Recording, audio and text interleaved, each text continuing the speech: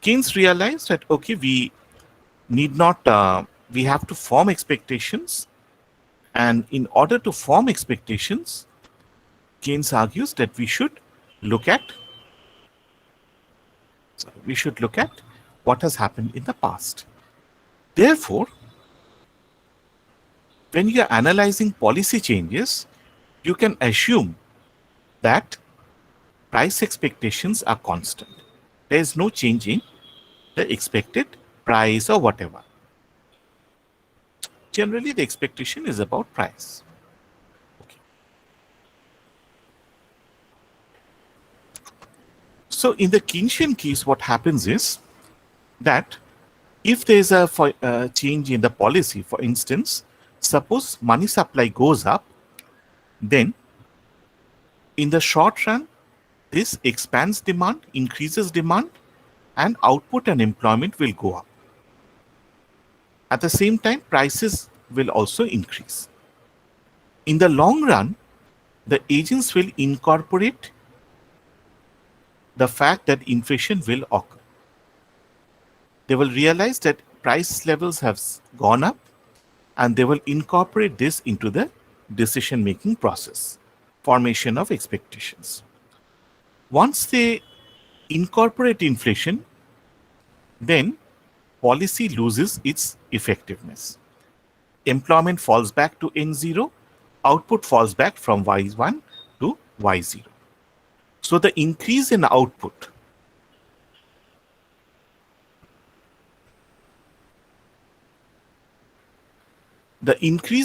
is temporary. It is wiped out as soon as the producers perceive that a new price regime has set in. However, if you go discard the Keynesian assumption of constant price expectations and assume that agents uses all relevant information and they assess or they basically process this information to predict what is going to happen in the future. In that case, we have to make a distinction between anticipated policy changes and unanticipated policy changes. Policy changes can be anticipated because of two reasons. The policymaker announces that he is going to make the change and his announcement is credible. Alternately, the policymaker is known to act in certain ways. So, in particular situations or context, he is known to adopt certain types of policies. So, we know what he is going to do, or we believe that he knows. We know that he is going to act in a particular way. In that case, expectations changes immediately in the short run. As a result of this, even in the short run, there will not be any impact of policy changes. Okay. So in the long run, everyone is unanimous. Policy is going to lose its effectiveness. Keynes argued that it was irrelevant because the long run, we don't really take decisions for the long run. Our actions are basically short run responses. So the long run is irrelevant. The monetarist argued that it is the long run that is important. And so, if policy changes are irrelevant in the long run, that's what matters. But now the neoclassical economists are arguing that forget about long run. Even in the short run, a change in the money supply will not be effective, so long as it is anticipated. Now suppose the policy change is unanticipated. It's a monetary surprise, for instance, monetary surprise, fiscal surprise. Then we have a mechanism working just as in the Keynesian case. In the short run, there will be a change in real variables, but in the long run, the real variables will return to original values. So the monetary policy is effective only in the short run, but not in the long run. So this is similar to the views of the Keynesian and monetarist. So here I've tried to sum up the impact of monetary expansion. Keynes, short run N and Y are both going to increase. Long run, you only have inflation. Monetarists have the same conclusion.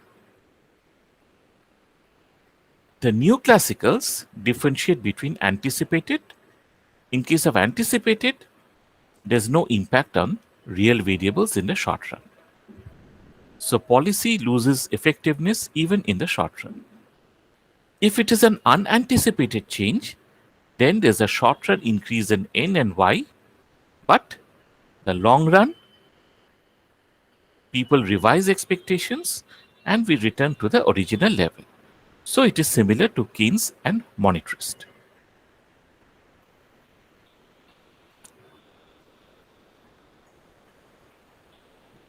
Okay. So any questions so far about the last class?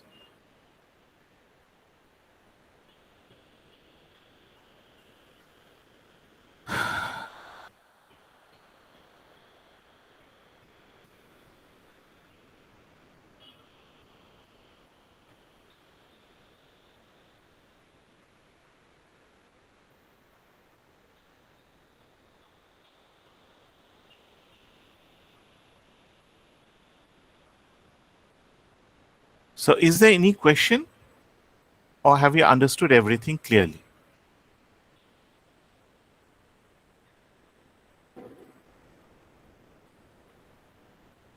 Sir, for now, I personally don't have any questions. Like, I do need to go through a few last classes, and if I have, I'll let you. Okay, now please respond when I'm asking you, because I have to close down the PowerPoint and then come back to the Meet screen, which is very irritating. No questions, sir, from my side. No questions, sir, from my side. No questions.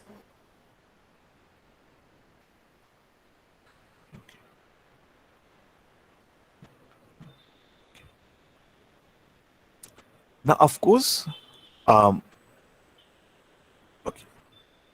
So again, if you just go through the what we said about expectations, the classicals had assumed that agents had perfect information.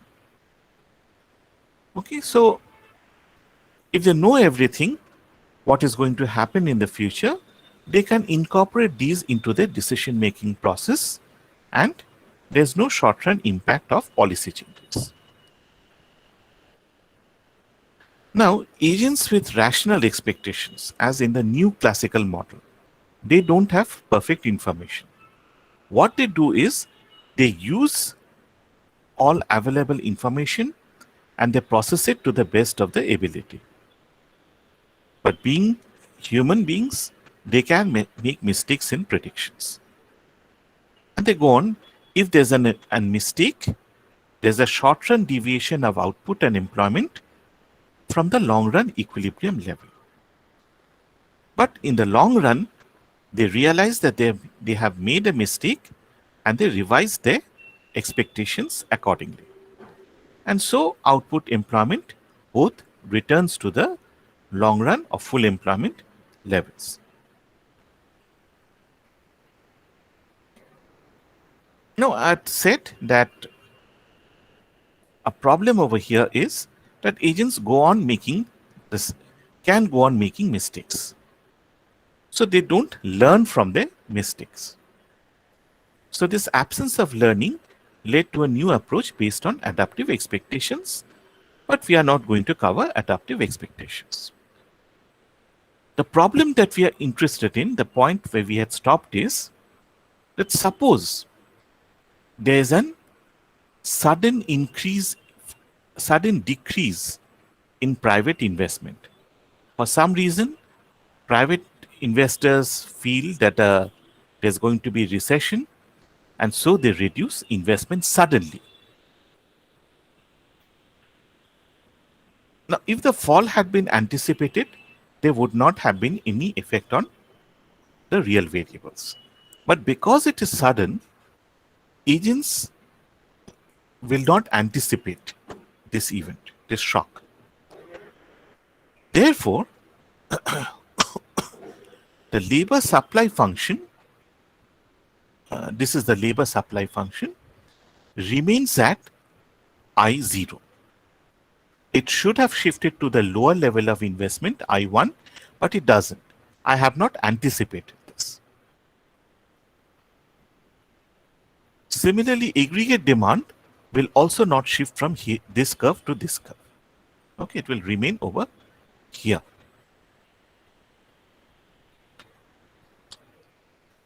As a result of this, we had equilibrium at this point, and we are going to come to over here. Employment is going to fall from N0 to N prime 1. And similarly, output is going to fall from Y0 to Y prime 1. Okay, so an unanticipated shock can produce a reduction from full employment level. Employment is going down, and this is obviously not desirable. Okay, so this raises the question that can we introduce a counter-cyclical policy? See, the shock is not anticipated. So, if you react by increasing government spending to compensate for the reduction in I, that increase in government spending will also not be anticipated. Okay. Is my argument clear?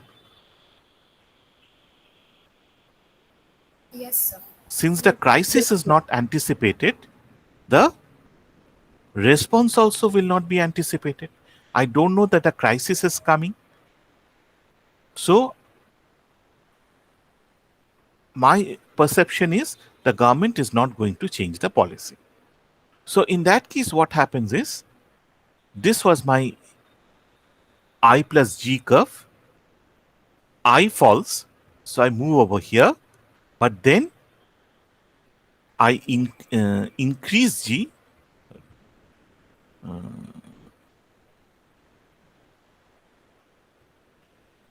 Sorry, just 1 second. What happens is I falls, but I increase G by a similar amount so that the total aggregate demand remains the same. Okay. So I move from here to here. Sorry, this is demand. Sorry, the supply should. So the demand falls from here to here, but then I increase G so that I move back to here. So this is a counter-cyclical policy. If I can introduce such a policy, then in the short run, output and employment are both going to remain at Y0 and N0. Is it clear? So there's no hardship. In the long run, when people adjust their information, expectations, and so everything adjusts and I'm going to remain at Y0, N0, long run. So forget about the long run. The short run is important, and a counter-cyclical policy can prevent deviations from the short run. Okay. So this gave rise to what is known as the rules versus discretion debate. In the long run, the economy is going to settle at a full employment level. But in the short run, we are going to have fluctuations around this level. These fluctuations are driven by business cycles. So you can have sharp changes in increases or decreases in demand. These are unanticipated, and these will destabilize the economy. How to tackle such fluctuations? It has been argued that the government can exercise discretion and respond to booms and slumps in the economy. Okay. So what we have is, this is the long run growth. Okay. This is the boom period. This is the slump period, recession. We are below the long run growth. We have unemployment, excess capacity. And here we have the boom where the economy can overheat.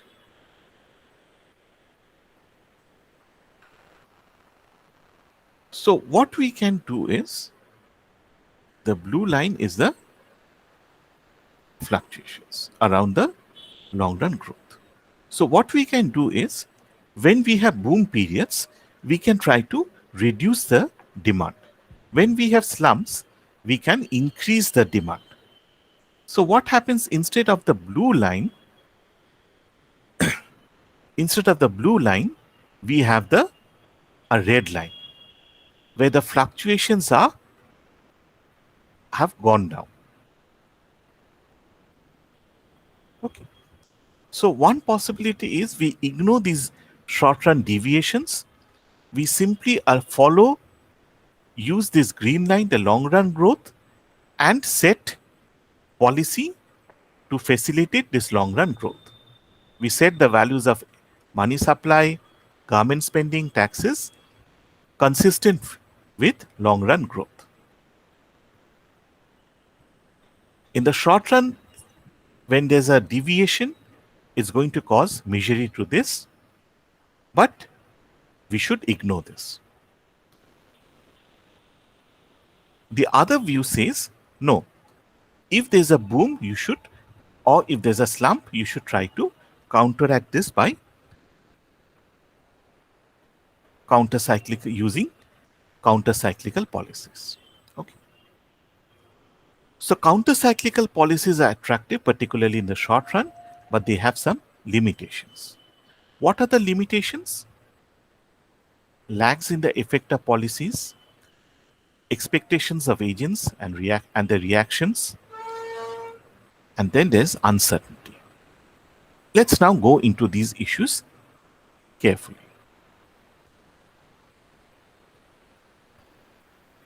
See, suppose the economy is growing, and then from 15th October, recession starts. So when should we introduce this counter-cyclical policy? And suppose the recession will continue for 2 months. So November 15, December 15th. So when should we introduce the counter-cyclical policy?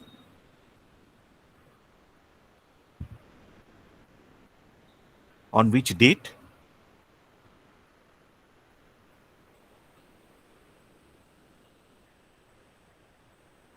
On the exact date the recession started? Yeah. The problem is that it takes time to introduce economic policies. If we knew for some reason that a shock is going to happen on 15th October, it's fine. Okay. We can time the policy change to start on 15th.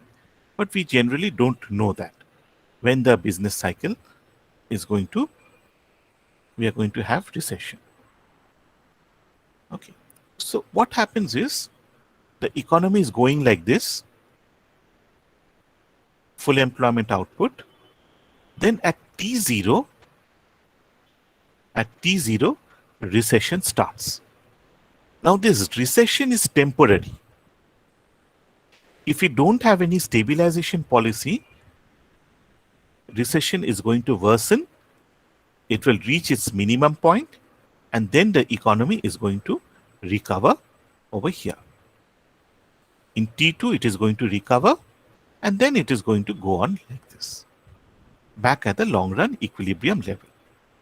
So if the producers correctly anticipate that we will have a shock, but this is going to be temporary, then what they will be able to absorb the shock through inventory changes.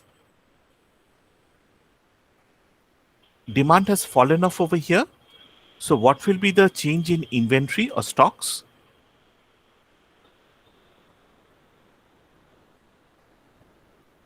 Inventory will increase, So increase. If there's a boom, it will decrease. It will decrease.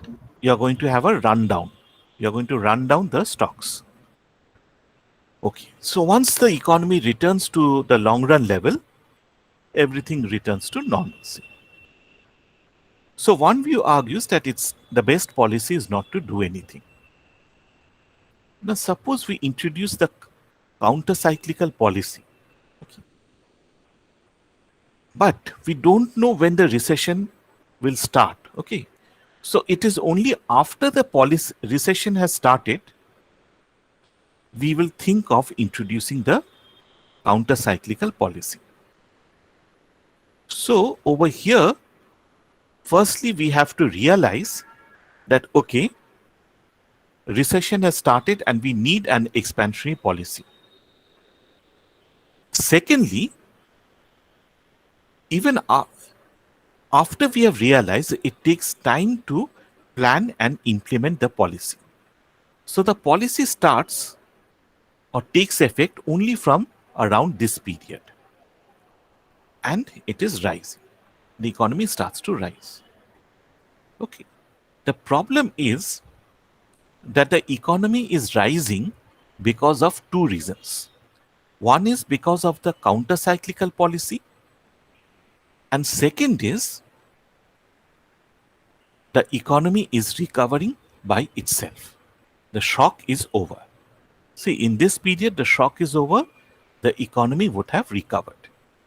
So if we introduce a expansionary policy, the economy is going to recover faster. And what will happen is, it is going to overshoot the target.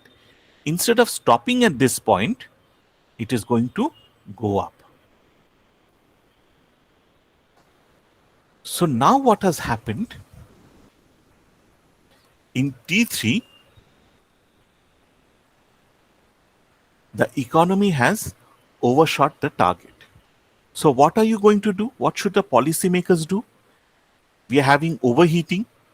So now they are going to introduce a contractionary policy and reduce demand. So demand stops and now we overshoot the target. Okay. So what was the trend of the economy without any policy? Like this, a temporary dip, the economy recovers and back to usual.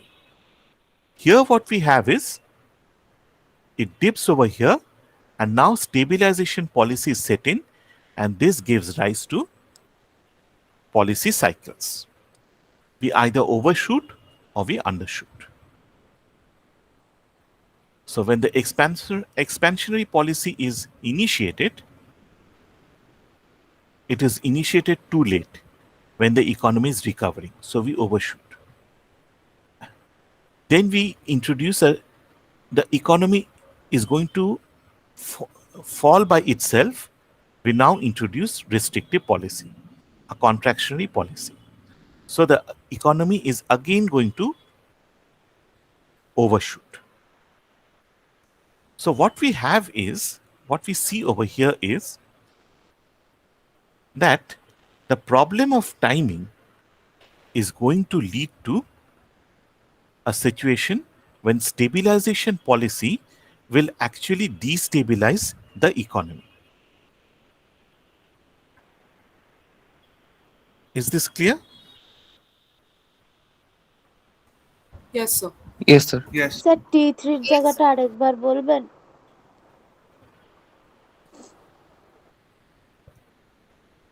Sorry.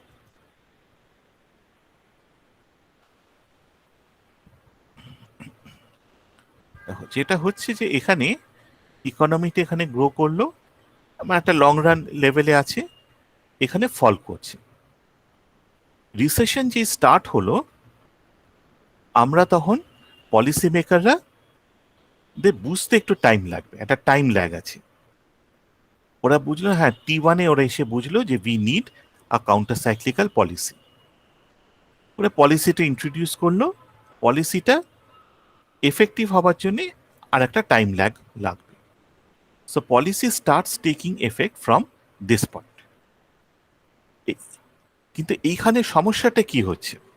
সমস্যাটা হচ্ছে যে ইকোনমিটা কিন্তু এই সময় recover করছে, ঠিক আছে? তাহলে একই সঙ্গে আমার দুখানা এফেক্ট হচ্ছে, recovery plus expansionary policy. Money supply বাড়াচ্ছি, জি বাড়াচ্ছি, টি কমাচ্ছি। এই দুটো এফেক্ট যখন একসাথে হচ্ছে তখন ইকোনমি রিকভারিটা অনেক ফাস্ট হবে, এই ব্লু লাইনটা ধরে হবে।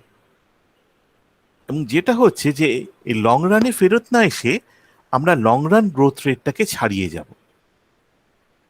এরকম একটা লেভেলে চলে যাব, T3-তে এখানে চলে গেছি। পলিসি মেকাররা তখন রিয়ালাইজ করবে যে ইকোনমিতে ওভারহিটিং হচ্ছে, my growth rate is too fast. তখন আবার তারা একটা নতুন কাউন্টার সাইক্লিক্যাল পলিসি করবে। সেই পলিসিটা হচ্ছে কন্ট্রাকশনারি। তারা মানি সাপ্লাই কমাবে, তারা ইনভেস্টমেন্ট কমাবে, কিংবা ট্যাক্স রেট বাড়াবে। এই কন্ট্রাকশনারি পলিসিটা এফেক্ট নিচ্ছে T3 থেকে। এইখান থেকে ইকোনমিটা আবার ফল করতে শুরু করবে, ঠিক আছে? কিন্তু এখানেও আমরা আবার দেখব যে ইকোনমিটা টার্গেট লেভেলটাকে ক্রস করে যাবে। এইখানে থেমে গেলে ঠিক হতো, এটাকে ক্রস করে যাবে। So over time what is going to happen is ফ্লাকচুয়েশনগুলো কম হবে, আস্তে আস্তে করে কমে যাবে, but we are still going to have fluctuations. এরকম একটা কনস্ট্যান্ট গ্রোথ রেট থাকবে না। মানে এখানে একটা ছোট ছোট বিজনেস সাইকেল তৈরি হয়ে যাবে। তাহলে যদি পলিসি আমরা না নিয়ে আসতাম তাহলে এইখানে গিয়ে কমে আবার এইখান থেকে গ্রোথ রেটটা কনস্ট্যান্ট হয়ে যেত। সেটা না হয়ে আমরা দেখছি যে T3 থেকে বা ইনফ্যাক্ট এই পিরিয়ড থেকে ইকোনমিটা একটা মানে সাইক্লিক্যাল ফ্লাকচুয়েশন হচ্ছে। সেই কারণে আমরা বলছি যে stabilisation policy actually destabilises the economy. ঠিক আছে? হ্যাঁ স্যার। আচ্ছা, এখন এগুলো কেন হচ্ছে? Why is this problem occurring? মানে why are we not immediately taking action and so on? See, one of the main difficulties of policy making is to understand whether a disturbance is temporary or not. ঠিক আছে? যেমন ধরো second world war. It was obvious right from the start that the Second World War would not be resolved in 1 or 2 months. It is going to take 2-3 years at least. As a result of this, you have to have high defense expenditure for several years. So we knew that the governments knew at that time that World War II was a fairly medium run or long run shock.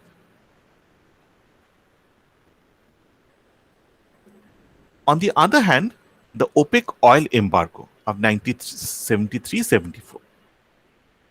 OPEC, as I've told you before, when we were discussing the Keynesian case model, the supply side shocks, that in 73-74, the OPEC oil producing countries formed a cartel and reduced their oil exports.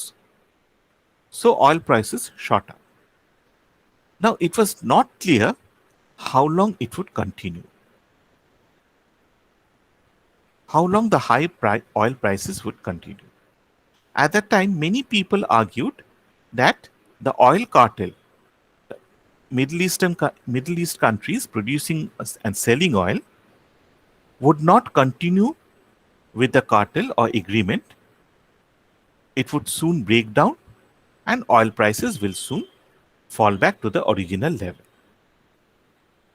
This did happen, but after 12 years.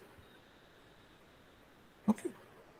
So if you know that this is going to be a shock persisting only for 2-3 months, then it's fine. You don't take any action.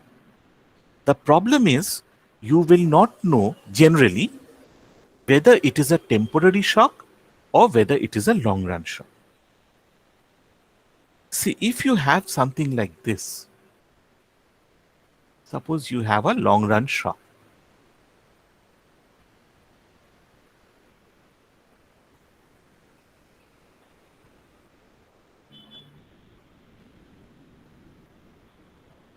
ঠিক আছে? So it is going to continue for several years. Now you can use a counter-cyclical policy. Even if you start over here, it is going to be effective. But if you don't know whether it is going to be of this type or আমি এখানটা আঁকছি,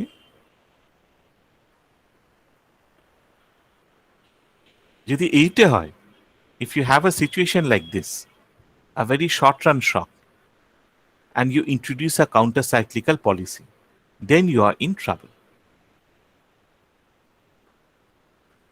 Okay, is it clear? Yes, sir. Yes, sir. Yes, sir. Yes, sir. So the main thing is to identify the length of the shock. Achha. Now, even if policymakers realize that we are going to have a shock which is going to persist for several years, let us say. Okay. Even then, we have a problem of the time lag. So this is, we are measuring time over here. We have two types of lags. An inside lag is the time taken to implement a policy action operating with a discrete lag. So basically what is happening is a shock occurs and you have to start a policy action. So what is the gap between the starting of the shock and the initiation of policy action? First is this itself can be divided into several parts, two parts. One is a recognition lag. Generally, policymakers take roughly 5 months before they realize that there has been a shock. Then there's a decision lag. So policymakers realize that there has been a shock. Then they have to make up their mind as to whether we should intervene and what type of policy we should implement. And third is, after we have decided that we are going to implement some policy, there's a time before to introduce the policy. The decision lag or the action lag is much smaller for a monetary policy. In fact, for monetary policy, if you decide today that you want to increase the money supply, you can do it tomorrow. You can do it immediately. But in case of the fiscal policy, it takes a longer time, particularly the action lag. Fiscal policy, a change in tax, the government cannot introduce a change in tax immediately. It has to be approved by the parliament. Like for instance, income tax. There's an Income Tax Act of 1961. So if the government wants to change the income tax rates, it will have to amend this act. Okay. So these recognition lag, decision lag, action lag, this entire lag is called inside lag. The shock starts, you introduce the action, the time lag between this. Then you have the outside lag. So the policy is started, but when does it start to take effect? If you introduce a tax cut now, it's not immediately going to have an effect. It's going to take some time. And it is seen that the outside lag is generally longer for the monetary policy. So for fiscal policy, the outside lag is shorter. So it's the opposite. The inside lag is shorter for monetary policy. For outside lag, it's shorter for fiscal policy. Okay. So the recognition lag, to repeat, the recognition is the lag, is the period that elapses between the shock and the time the policymakers realize that we need to act. Theoretically, it can even be negative. The policymakers have anticipate that something is going to happen. Can you give an example of such a...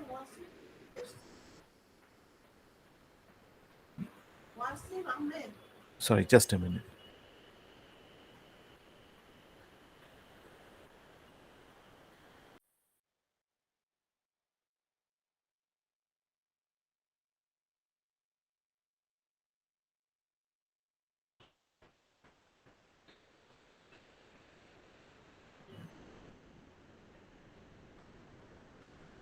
Sir, could you show the previous slide once?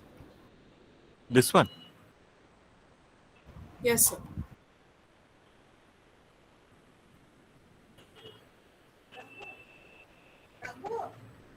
Thank you, sir.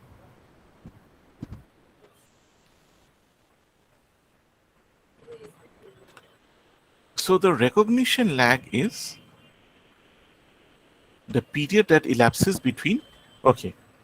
Theoretically, it can be negative. Can you give an example when it's negative?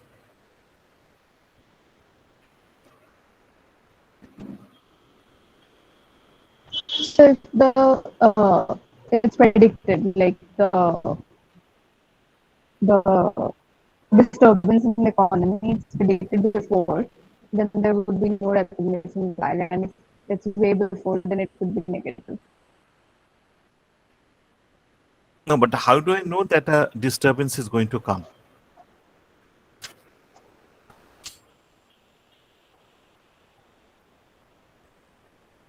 Can you give an example when we can predict the demand is going to fall?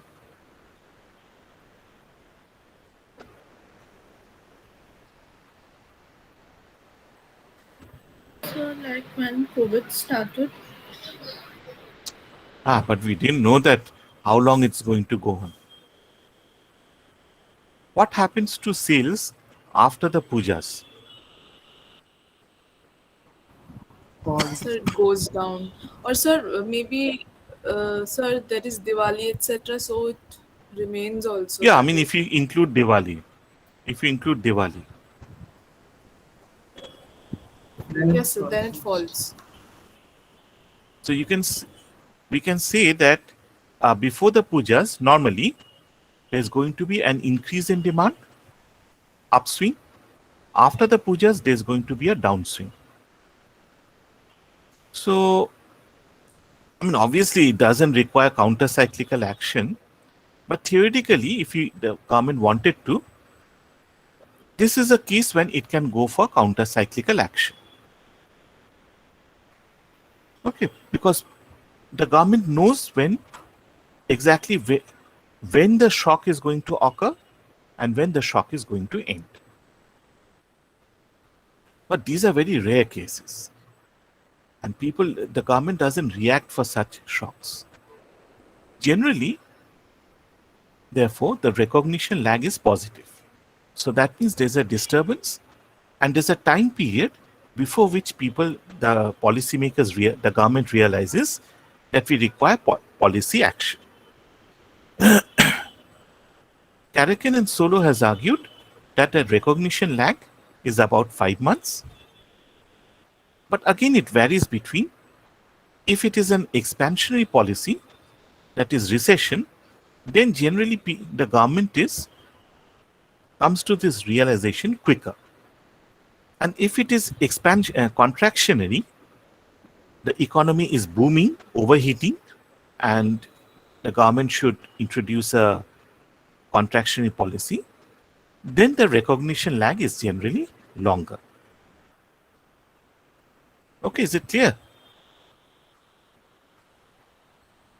Yes, sir. The decision lag is the time between you know that the action is necessary and you take the policy decision. For instance, in US, the Federal Reserve System's Open Market Committee meets frequently to decide on the appropriate monetary policy. So, if there's a shock, the committee can immediately react in a pretty short time.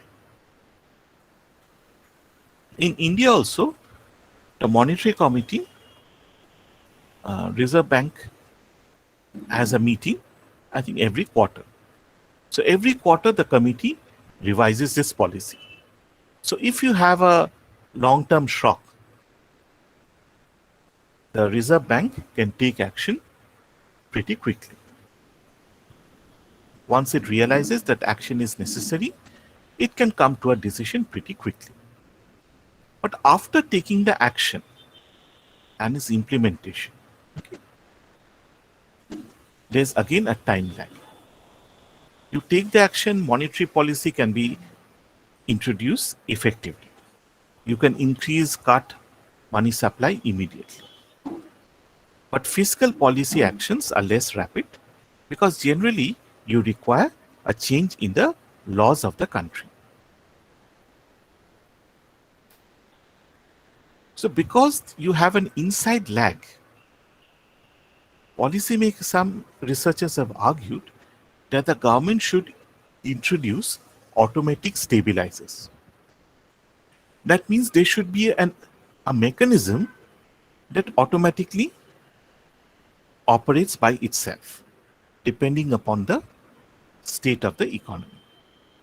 It's something like remember in a thermostat, if the temperature crosses a certain limit,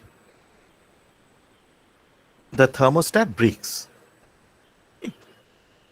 So the machine is switched off. Once temperature falls back, it crosses a certain level, the thermostat automatically seals by itself and the current is resumed. Electric supply restarts again. Now, what happens when you cook in the oven or microwave and so on? Even in your heating, your heaters, your AC machines and so on. So you can have automatic stabilizers like this. That, for instance, a tax system. What happens if income goes up? Automatically your tax payments goes up. On the other hand, if income falls, your tax payments decreases. An advantage of such automatic stabilizers is that since the government doesn't have to act, the inside lag becomes zero. The problem is that you can't really fiddle around with automatic stabilizers. Okay. So this automatic stabilization works, but it has its limits. It works within a certain range. And if you try to tamper with this range, then the overall economy is going to be affected. For instance, if you increase the tax rate to a very high level, income taxes are going to become more useful as a automatic stabilizer. But this is going to create very strong disincentives and affect the long run. Okay. Okay, so if you want, you can copy this. I'll come back in 2-3 minutes.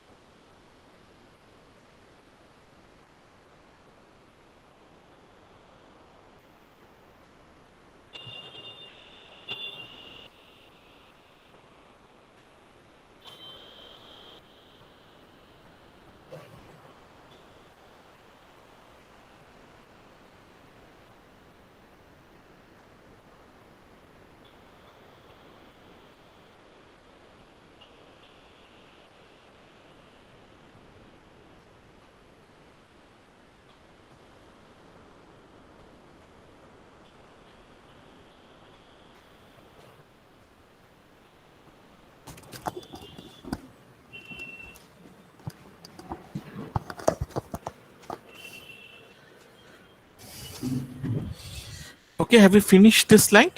Copying this slide? Yes, sir. Yes, Yes, sir. sir. Okay.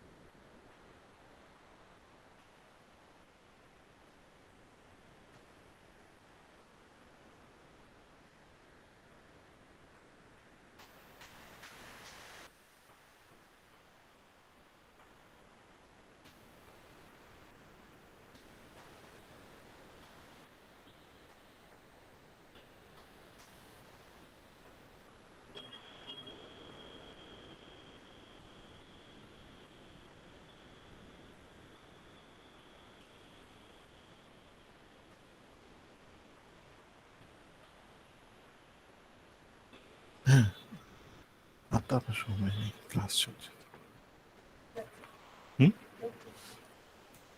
হ্যাঁ, কিছু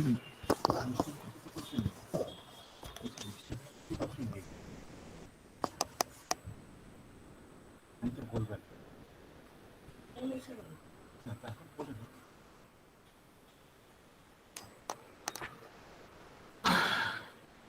Okay, finish this slide. Yes, sir. Okay. So just 2 minutes. The outside lag. Acha. Now these lags, decision lag, action lag, recognition lag before this, these are all discrete lags. Okay, one period lags. This one period can be 5 months, 6 months, whatever, but it is a one period. The outside lag, the policy has been introduced, and then you have the effect of the policy. That can occur over a long period. Okay. So the effects are spread over a period of time. Generally, what we have is here we are showing effect of a one period percentage increase in money supply. Okay, so the money supply was increased in by 1% in period 0. In the first period, there's no effect. Then from here, the effect starts, and you can see it's gradually building up, but it's still very low. In the 8th and 12th quarter, in this period, the impact is maximum, then it starts falling. So after 18 months, 18 quarters, not months, these are 18 quarters, 3 months. After 18 quarters, the effect has become low. Okay, so it's basically you have a dynamic multiplier. There's a change in the policy, and this has an effect in every period.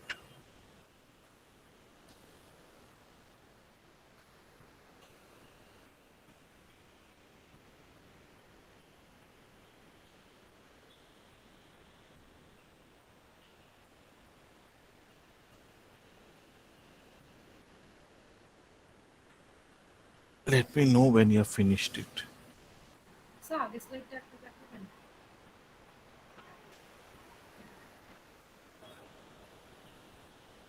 Hey, did someone say anything? Yes, sir. Can you show the previous slide once? Just the last one.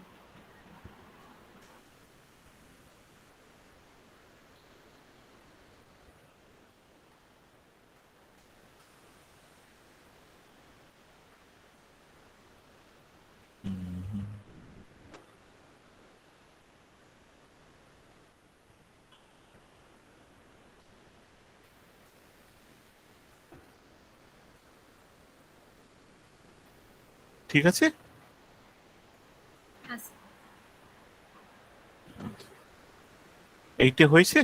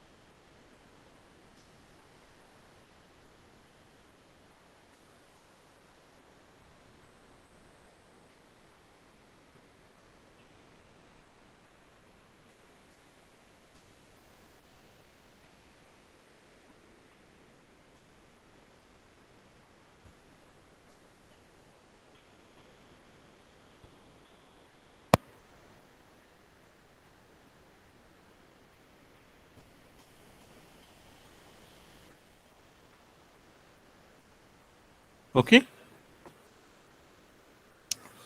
পরের স্লাইডে যাব। Yes, sir. Yes, sir. আচ্ছা, so we can see that if it is necessary to increase the level of employment or whatever rapidly, we require a large increase in money supply. Okay, see, when money supply increases, when does the effect take place? After 8 months, 8 quarters. So what does 8 quarters mean? How many months? 24. 24. 2 years. 2 years. Yes. মানে তুমি আজকে monetary পলিসিটা করছো, 2 বছর পরে employment বাড়বে, মানে এফেক্টটা maximum হবে। ঠিক আছে, কিন্তু তোমাকে এই বছরেই এমপ্লয়মেন্টটা বাড়াতে হচ্ছে। You have to increase employment at this period, in this year, in November December. But in the first quarter, you can see the effect is almost zero. In the second quarter, it is how much? 0.2, 0.4, something like that. Okay. So, in that case, what you have to do is, instead of a 1% increase, you have to introduce a 10% increase. In that case, output will increase by the desired level. Now, a 10% increase in money supply, that is huge. That is the first problem. The second problem is, if you introduce a 10% now, what will happen over here after 2 years? Instead of 3%, this is going to become how much? 25-30% মতো growth বাড়বে। মানে ইকোনমিটা পুরো overheat হয়ে যাবে, যাতা হয়ে যাবে। So if you introduce a small monetary change now, you can contain the effects, but the effects will occur in the long run, after 2 years, 3 years, something like that. If you introduce a huge change, it's going to have an immediate effect now. Over here, you're going to get into trouble.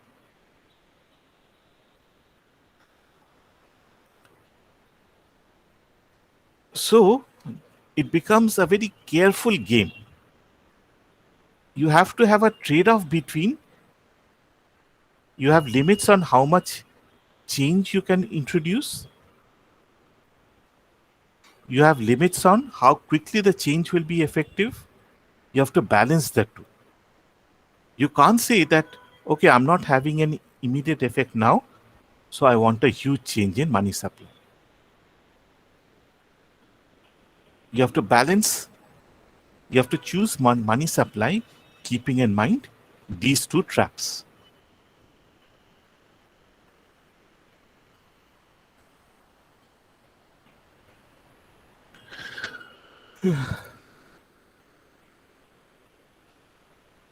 Okay? Yes, sir. Sir traps গুলো আরেকবার বলবেন? কিগুলো? Sir traps. ট্র্যাপটা হচ্ছে আর কিছু নয়, ঘুরে ফিরে সেই একই জিনিস হচ্ছে, এইখানটাই হচ্ছে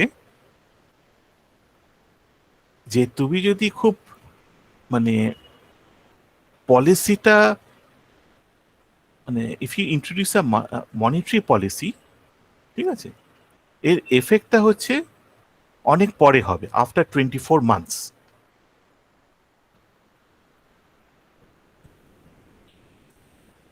ঠিক আছে, so suppose money supply effect is after 24 months, which is too long. We want immediate effect. ঠিক আছে, আচ্ছা, তাহলে যেটা প্রবলেম হচ্ছে, we can go for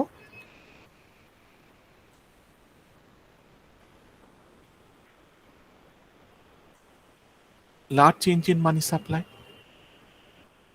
মানে ধরো তোমার প্রবলেমটা এরকম হচ্ছে ডিওয়াই বাই ডিএম,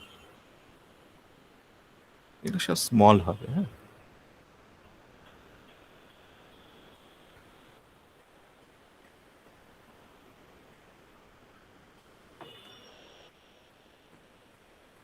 সরি, এইভাবে না করে এইভাবে লিখছি। What is the increase in income? তোমার মাল্টিপ্লায়ারটা, যেটাকে আমি স্মল এম লিখছি, ইন্টু ডিএম, এটা হচ্ছে তোমার ফার্স্ট পিরিয়ডে।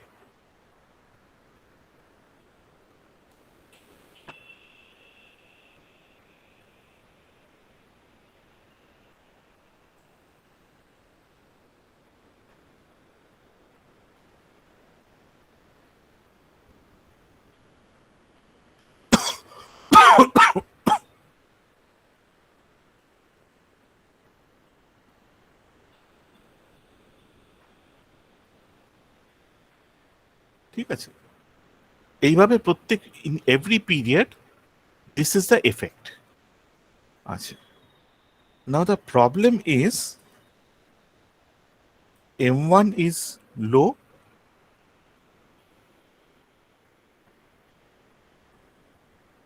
M1 M2 is low, and M3 M4 is high, let us say M3 M4, no, sorry, M8 M8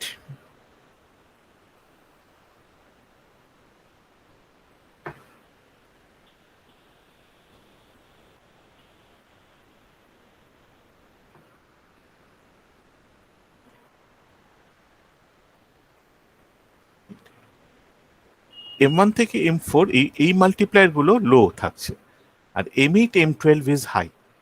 So if you want an immediate effect for this, if you want this to be high, what should you do?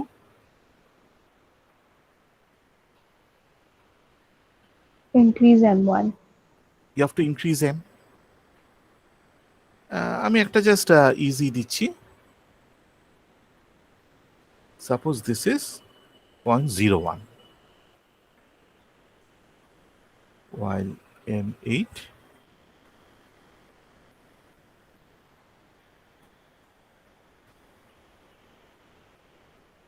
equal to 4. ঠিক আছে, if you want a high value of in the first period, M should be high.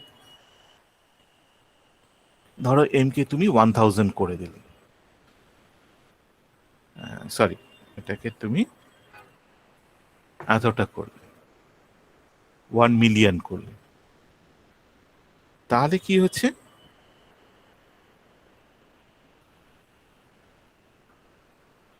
This is 0.01,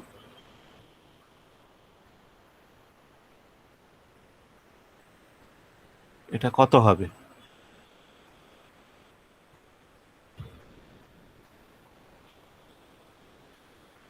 10,000, which is acceptable. ঠিক আছে, কিন্তু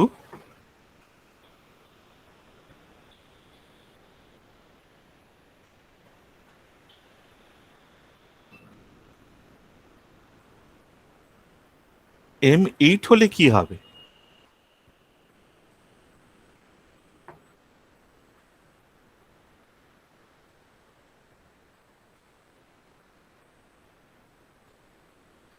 It becomes the increase in income is huge.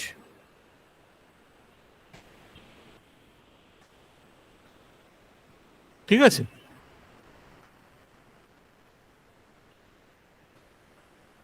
so high M means you have a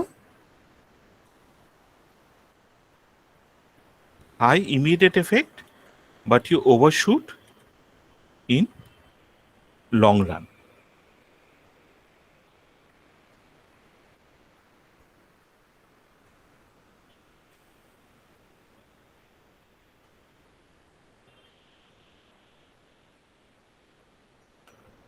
So let us do the opposite.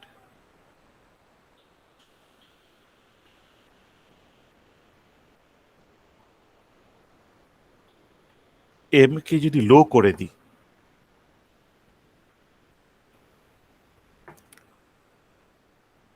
তখন কি হচ্ছে?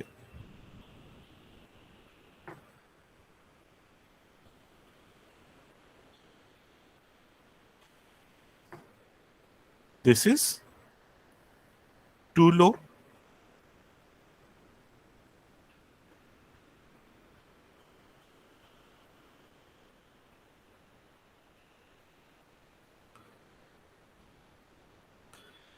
This is acceptable.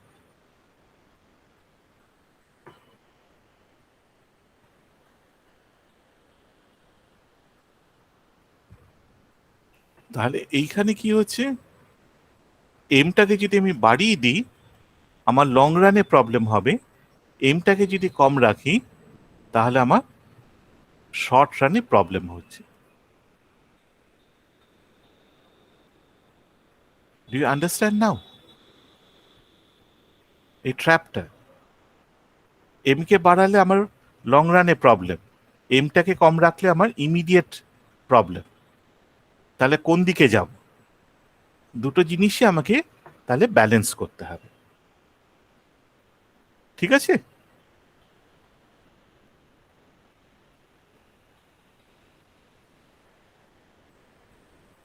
So if you have a monetary policy, মানে কেন monetary পলিসিতে time লাগছে? তুমি monetary we change the monetary policy, increase money supply, the interest rate changes. This leads to a change in investment and consumption. This leads to a change in expenditure and output. So the impact of a monetary policy occurs after several stages. It's not immediate. That is why the outside lag is very long. Fiscal lag kintu this is immediate. In fiscal lag we can drop this stage. Fiscal lag directly leads to change in consumption, which leads to expenditure and output changes. So to sum up, the lag in monetary and fiscal policy, monetary policy has a shorter inside lag, the fiscal policy has a shorter outside lag. We can introduce monetary policy quickly to stabilize the economy, but the danger is that we are going to overshoot. Another choice is between a sudden and gradualist policy. Gradualism means that suppose I realize that okay, my money supply has to go up by 1,000. I can do it in two ways. I can use a cold turkey policy. I introduce money supply today by 1,000. It has a shock effect. It will increase my credibility, but it can be disruptive. The alternative is instead of increasing it in 1000, I can introduce this slowly. Today 200, tomorrow 200 more, then 250, then 150. So the total increase in money supply is still 1000, but now we have done it in 5 installments. The advantage of this is that agents can incorporate the new information, so it is not disruptive. The problem is the reaction is slow. Firstly, the policy itself, if you're going for monetary policy, the policy itself, you have the inside lag, outside lag. Secondly, it's occurring over several installments. So the reaction to the crisis will be maybe too late.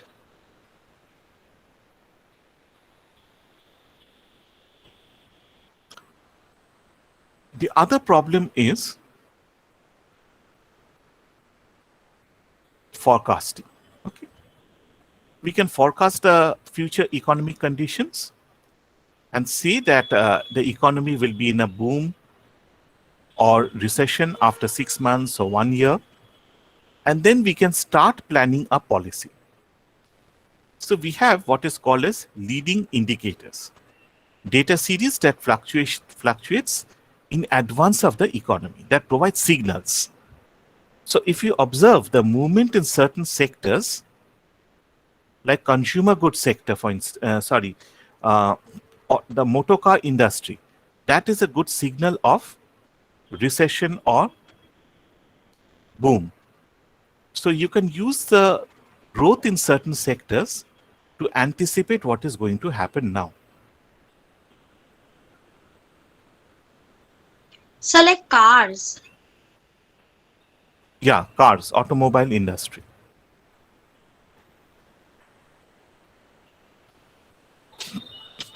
So you can predict that, okay, you can put all the information into a macro model and find out what is going to happen.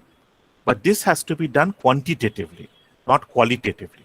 So you can't say that, okay, rate of interest is going up, so investment will fall. You can't say it like that. You have to say rate of interest will go up by 2.5%, investment will decline by 5.4%, which means that investment will be this amount, 5,15,000. So you have to give a quantitative estimate, not a description of the trend. So using historical data, we can build a macroeconometric model. You're learning regression, so it's like regression, but more complicated, multiple system regressions. And using past data, we can estimate the model parameters. You can estimate the regression coefficients. Once you have estimated the model coefficient, you can fit in the value that you expect using the leading indicators. You can use the indicators and forecast what is going to happen. You can also simulate the impact of different alternative policies.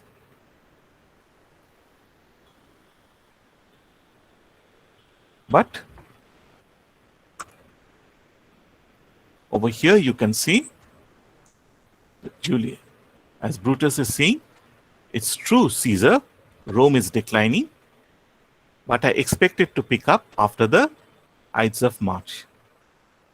So what's wrong over here? Or is Brutus correct?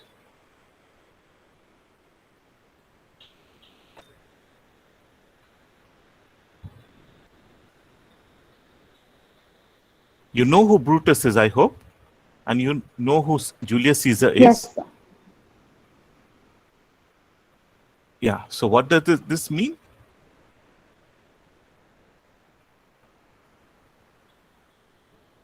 He's forecasting the idea that it will pick up after March.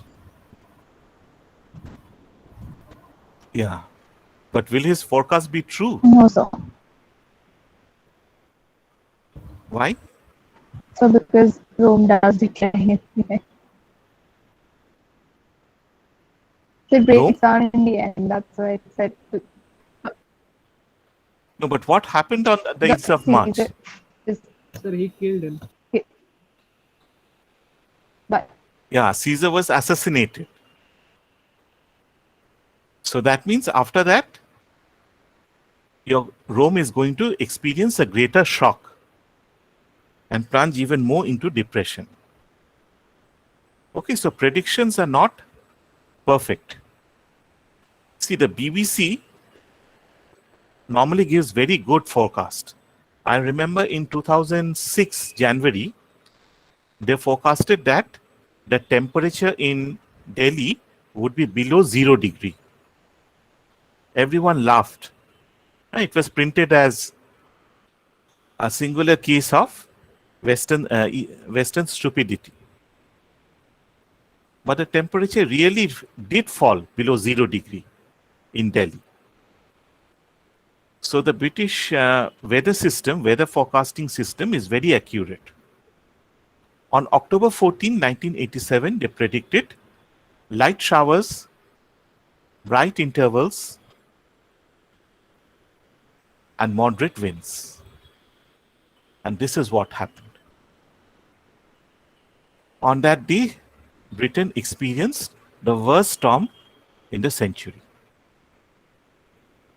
This is more like Ghatal than UK. You can see the trees falling, the awful situation over there. So, similarly, the Great Depression, it was a huge collapse, the worst collapse of the 20th century. But it was completely unpredicted. There were no one anticipated that the depression would occur. Even after the stock market crashed, many people said that the economy will not be affected. In the late 31, Irving Fisher said that yes, the economy is in a bad shape, but it is going to recover quickly. You know who Irving Fisher is, right? Yes, sir. yes, sir. So you can see over here models, predictions. The red line is the actual data, and you can see that in this period a prediction has been made, and the green line shows the prediction. Another prediction has been made over here. You can see the green line. This is the third model. Fourth model. Here we have a case of overshooting.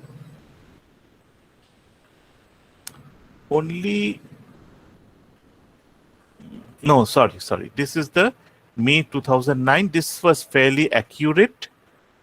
This is the 2009 that has again overshot the target.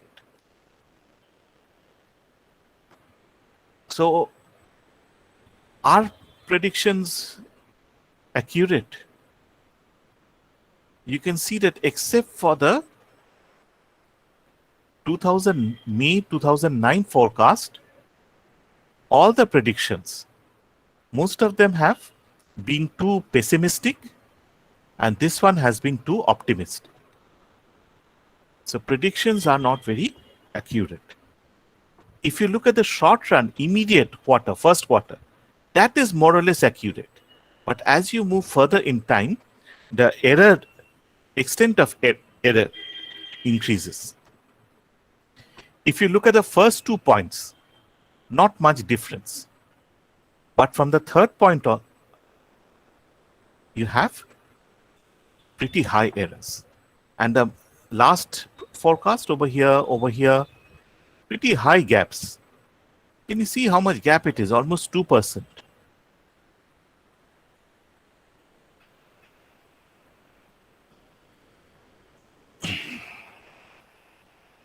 Okay, so I think I'll stop at this point. So this will help me to remember.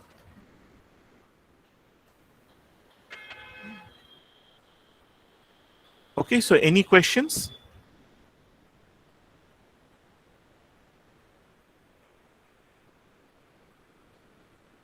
Nothing as of now, sir. Okay. So I'm stopping presenting.